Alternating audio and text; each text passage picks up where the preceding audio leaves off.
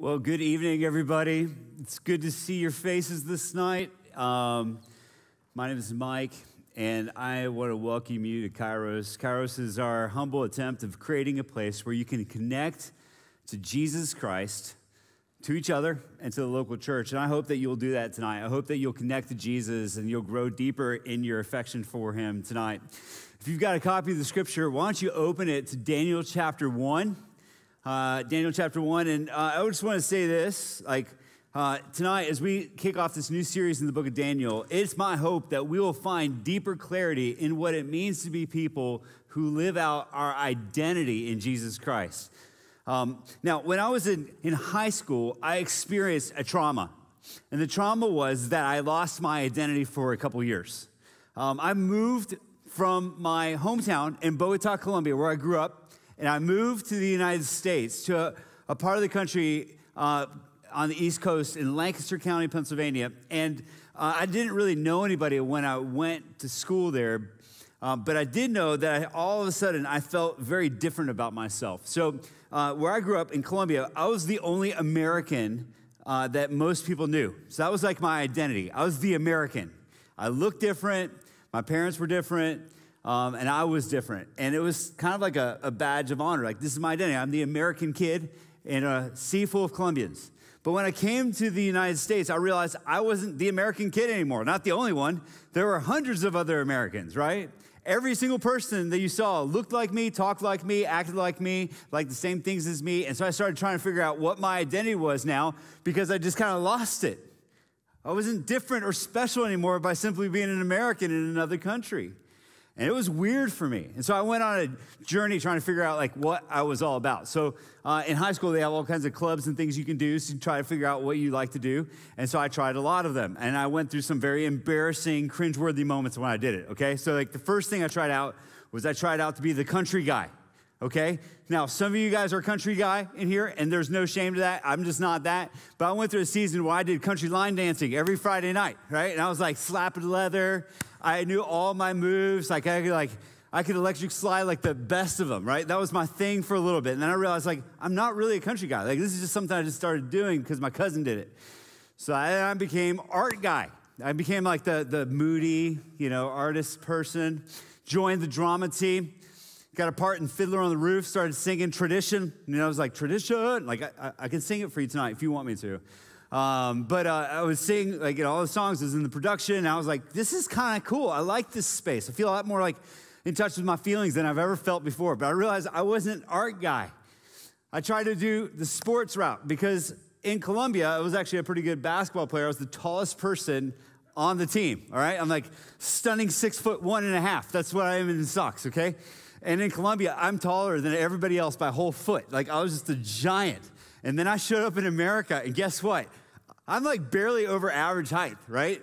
And so I started trying to figure out how to play basketball, not as a center anymore, but as a guard. And it was a completely different, disorienting thing. I joined the cross-country team, and I realized that is something I loved to do, but it wasn't my identity. And for that entire year, that first year, I kept on asking the question, who am I? What am I doing? What defines me? And I think a lot of you are feeling the same way, and you're feeling the question of identity because the world is coming at you fast, and it's trying to tell you who you are. And if you're not careful, you're going to let other people decide who you are, and they will define you, and they'll put you in a box, and they'll tell you what your name is. They'll tell you how to think. And they'll make you into somebody who is miserable because you're always trying to fill out other people's expectations for you. And tonight, there's freedom because God has spoken a better name over you.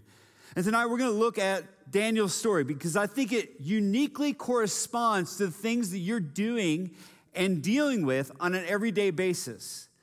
Because Daniel was someone whose identity was under attack, and yet he found a way through, and you can too. So let's look at the scriptures. We're looking at Daniel chapter 1.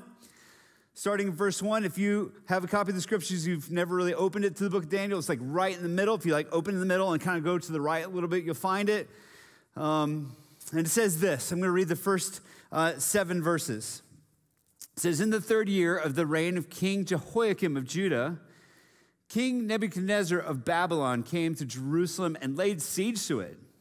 The Lord handed King Jehoiakim of Judah over to him, along with some of the vessels from the house of God. Nebuchadnezzar carried them to the land of Babylon, to the house of his God, and put the vessels in the treasury of his God. The king ordered Ashpenaz, his chief eunuch, to bring some of the Israelites from the royal family and from the nobility, young men without any physical defect, good-looking, suitable for instruction in all wisdom, knowledgeable, perceptive, and capable of serving in the king's palace. He was to teach them the Chaldean language and literature. The king assigned them daily provisions from the royal food and from the wine that he drank. They were to be trained for 3 years, and at the end of that time, they were to attend the king. Among them, from the Judahites, were Daniel, Hananiah, Mishael, and Azariah.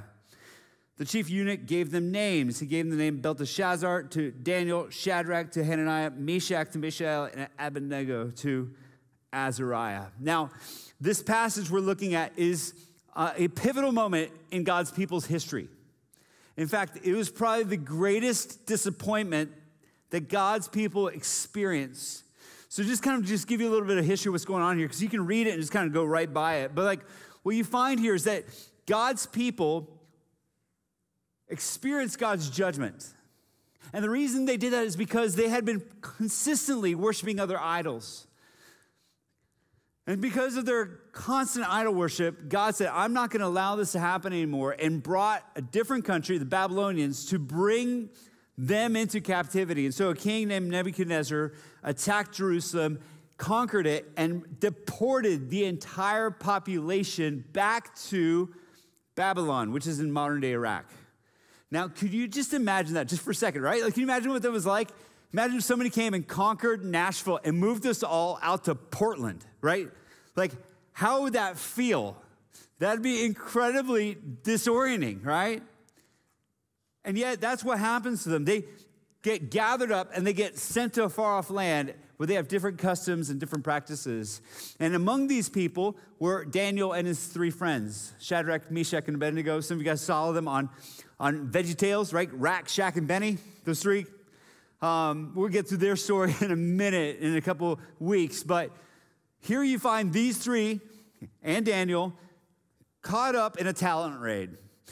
So Nebuchadnezzar tells his advisors, and he tells his people, he says, listen, I want you to go and I want you to find the best and brightest of the people of Israel, and I want you to indoctrinate them, and I want you to bring them into my service, and I want you to make them like us. So they find them and bring them into this leadership training program, a re-education program, to teach them how to think like Babylonians, how to act like Babylonians. And here you find an all-out assault on Daniel and his identity, because they're trying to change him. They're trying to make him think differently about himself and about the world. And they take everything from him. They take away his name, which is significant. So Daniel literally means, the meaning of the word Daniel means God is my judge. It was given to him declaring that he was someone who was supposed to serve God, but they change it to say Belshazzar, which means Bel, which is a Babylonian god, will protect his life. So there's a radical shift in how they're even calling him. They're calling him from a foreign god's name, not his own God's name, but a foreign god, to change his theology. They also take away his racial identity. They bring him different kinds of food to eat. They take away his future. Most likely, Daniel, and this is kind of an uncomfortable truth about the ancient world, most likely Daniel is castrated. And he cannot have a future family or future as a father, as a husband. It's all just gone from him.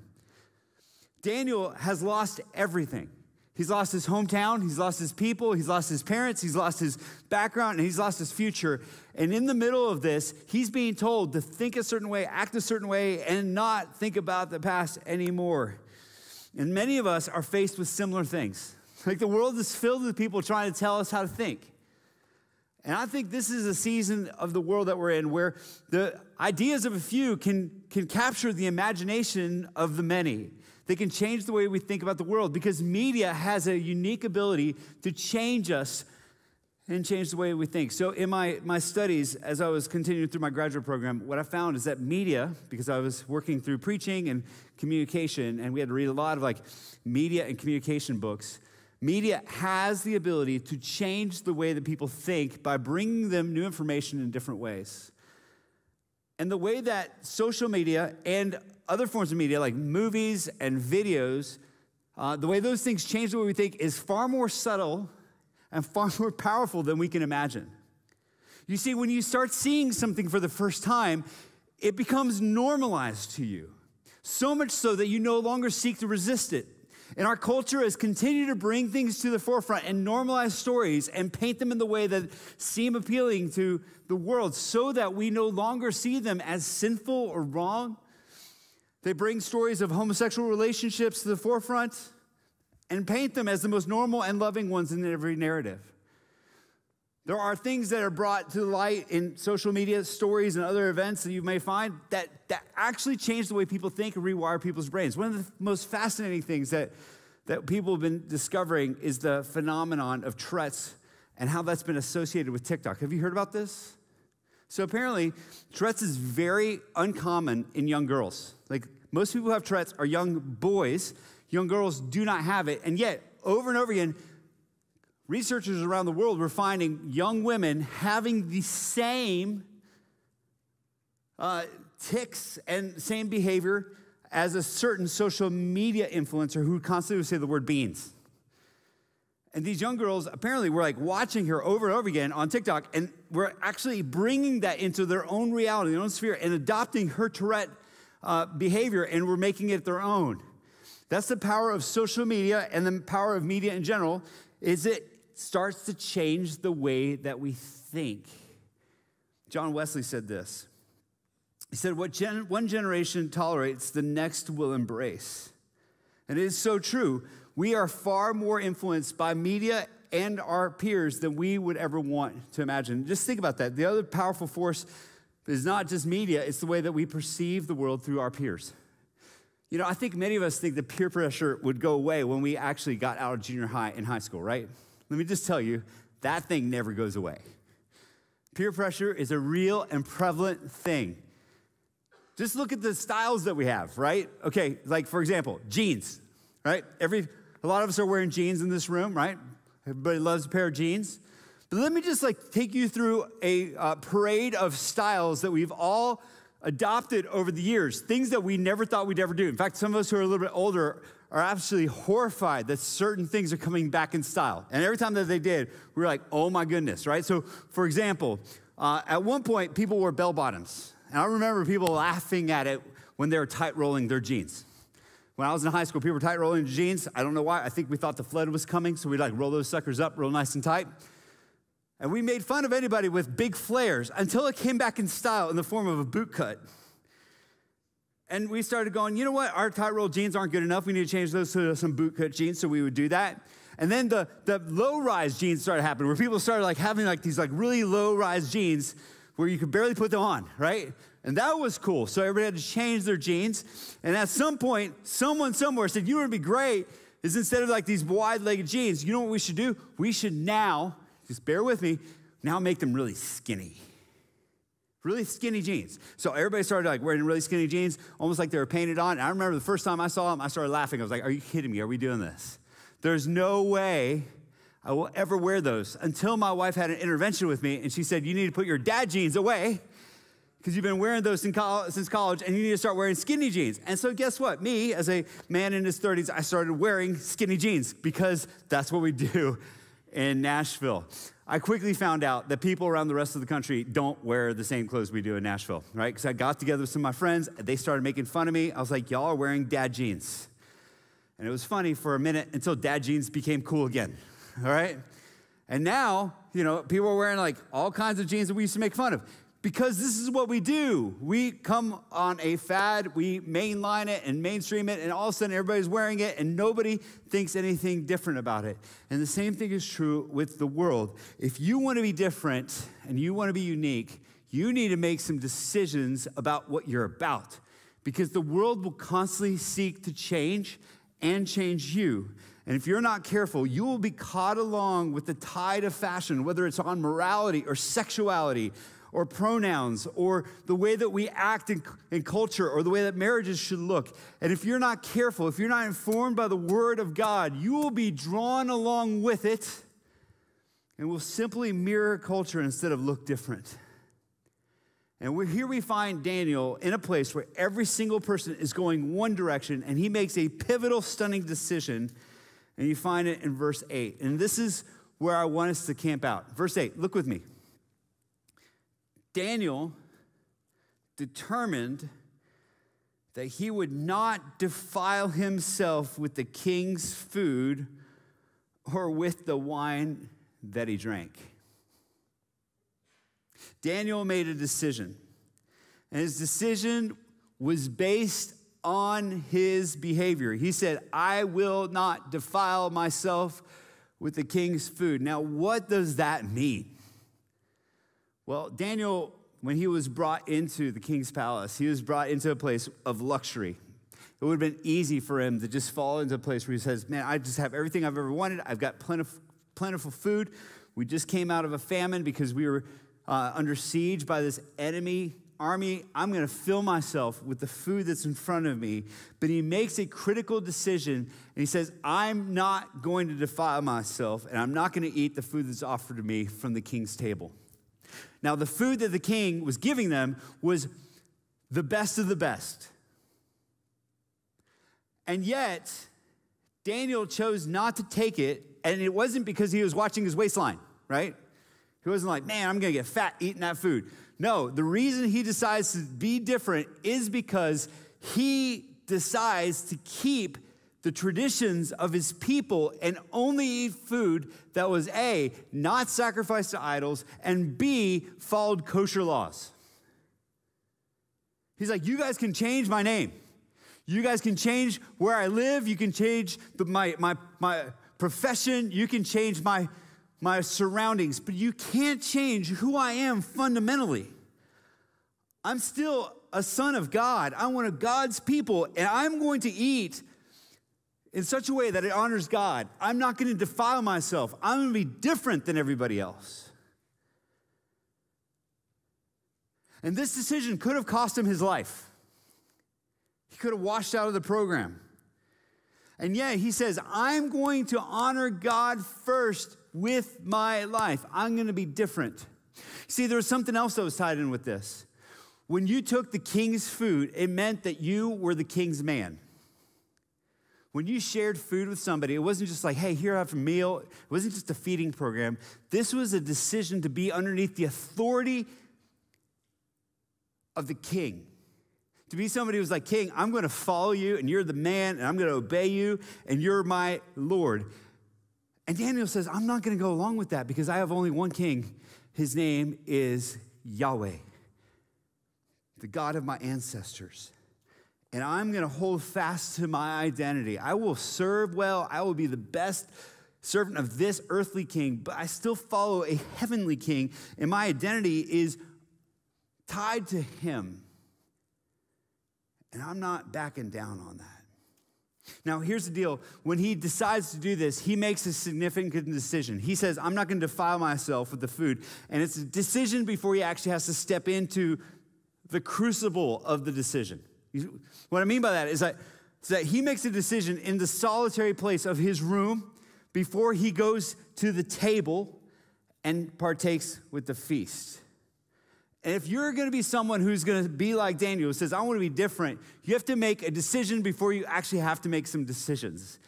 Because otherwise, it's like going to the grocery store saying, I'm just going to go buy whatever's there. I'm hungry. And what I find when I go to the grocery store and I go buy things without a plan, guess what happens? I buy everything that's unhealthy for me, right? I'm like, oh, ice cream looks great. Yes. And I'm just going to get all this ice cream. Oh, I want all this pizza. And I don't buy any vegetables at all, right? I simply fill it up with chips, because if there's something about Mike Harder you need to know is that I love chips. Like, I have accepted chips into my heart, right? They are mine. Like, I love them. I love the salty taste of chips. And so if I'm not careful, all I will do is eat chips. That's why going to Mexican restaurants is like both a blessing and a curse. Can I get an amen? All right? All right, good. Hey, by the way, I loved how Leon's kind of challenged us into that last week, and I was like, yes, why am I the only one saying amen in this room, right? So, and some of you guys are there, right? He's like, that's that deacon hum. So if you feel me and you want me to preach better, do that, okay? Give me a little bit of feedback, because I just know every preacher loves it, and I think culture at Kairos, there's a lot of place for us to grow in that. So, amen? All right, cool. Now, what I find is when I go to the store, I have to have a plan. I have to have a shopping list. I have to make some decisions before I go, or I will buy whatever is in front of me. And the same thing is true for us. If we're going to be people who make decisions that shape culture, and if we're our true, authentic selves, we need to choose who we're going to be before we step into the arena. Man, we got to choose what we're going to be all about before we actually are faced with a decision as to who we're going to date, or how far we're going to go, or if we're going to put pronouns after our name or initials at work, or if we're going to be people who go along blindly with whatever happens in our classrooms. Because we know this, if you're a college student, even at Belmont, which is a Christian school in many ways, there are right answers and there are wrong answers. And if you don't give the right socially accepted answer, there will be social consequences. And so all of us, if we're going to be people who have a deep-rooted identity and who God has named us to be, we have to make decisions as to what we're going to defile ourselves with. Will we go along with the flow like every single other person, or will we choose to hold fast to our identity? You see, the world will try to name you and claim you, but you have a choice. You have a choice to say, who am I? And the key to character is your identity. That's the key. And I always say this about character. Character is not something you just name or choose. It's something that is earned. Character is something that is earned. It's not something you roll out of bed and say, I'm going to be somebody with integrity. No, the way that you show that you have integrity is when you go through the fires and you're tempted and you say, I'm not going to defile myself. That's how you have integrity. The way that you have long suffering and patience and courage is when you look at a world that's telling you to go one way and you say, you know what, I'm going to go the other. And in a city that's filled with people all trying to blend in and look the same, I can't help but wonder, if you want to be somebody who's different and unique, the key is being someone who makes a decision as to who you're going to be. See, here's the beautiful thing. God has called you his child. That's what Jesus has spoken over you. He's given you a name. And he's called you son or daughter. And there's no greater calling than to be God's child. So don't trade it in for some food that will never satisfy you. Don't trade it in for the acceptance of the world. Don't trade it in for anything else, because God cares about your character and God wants you to be his, and he cares far more for your character than any capacity that you have to offer with. He desires you to be his and to be his alone. And so tonight, as we take a time to reflect, I just think it's important for us to ask a question, like, how are we doing with the decisions that we're making? One of the things we do here at Kairos is we take this time called 120 seconds, where we just press pause and we get really still, we lower the lights. And it's a time for us to just kind of wrestle with what God has been speaking over us and into us during the sermon. And so one of the things that we can ask tonight, the question we have is this: what decision do I need to make? If Daniel chose his identity, so much so that we never even see his name named as Belshazzar the rest of the book, he's always known as Daniel because he refuses to take on the identity that's named over him by the Babylonians, because he says, no, I will not defile myself. What decision do you need to make tonight? In what way do you need to be different? I was talking to one of you this week, and I won't name any names, but I remember him saying this to me. He said, there was a moment where me and my friends were known by our boldness and our conviction, and we've become just like everybody else. You see, we can drift away from our identity. And it takes courage to say, I will not be defiled. I will be God's. And so as we take this time for 120 seconds, my calling to you is this. My plea for you is simply this. Will you say, God, I will choose you? Will you do that tonight? What decision do you need to make? I told you my story, where I was like, man, am I going to be a country line dancer? Am I going to be a jock? Am I going to be an artist? And it wasn't until my sophomore year of college that I realized that all those things are parts of me, but none of them define me. See, I met Jesus. And when I met Jesus, I said, Jesus, you're it. And I'll go anywhere you want me to go, do whatever you want me to do, because my identity is rooted in you.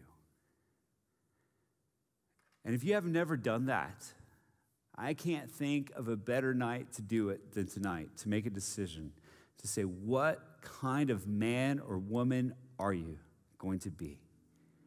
Because God has spoken a name over you. He's spoken a word over you. He's called you to be his. And all you have to do to get it is to simply accept it. God has called you his son or his daughter, and that name gives you an anchor upon which you can live your life from. And I just feel the Holy Spirit pressing in on me. Some in this room, we know that truth, but we have drifted away from the anchor.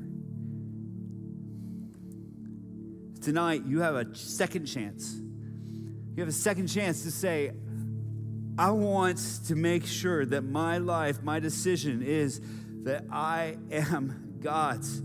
My identity is God's son or God's daughter. That's who I am. It doesn't matter if the world's telling me that I'm useless, worthless, broken. God says, I will come and I will personally restore you. There is no place you can go that is too far. You cannot outrun me. You cannot go so far that I would not want you anymore. I celebrate second chances. And I'm waiting for you to simply say, God, I'm yours. I'll receive the identity you've spoken over me as my beloved son or daughter. So if that's you tonight, don't leave without saying, I'm going to make a decision, just like Daniel. I'm going to be God's. Jesus, as we take this time just to sit in this question, what decision do I need to make? God, I pray that your presence would be heavy in this place. It's in Jesus' name.